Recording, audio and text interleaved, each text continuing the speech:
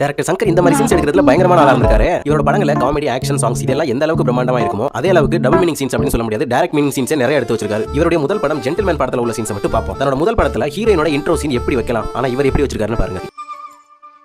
யாரது?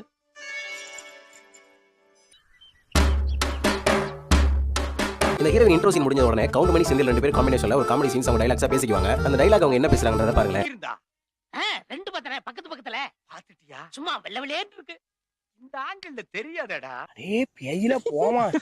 ஏய் அடுத்த ஹீரோயினோட சித்தி பொண்ணு டெல்லியில இருந்து இவங்க வீட்டுக்கு வருவாங்க. வந்த உடனே ரெண்டு பேரும் ஹக் பண்ணிக்குவாங்க. அந்த டைம்ல ஒரு சம்பவம் பண்ணி வச்சிருப்பாரு.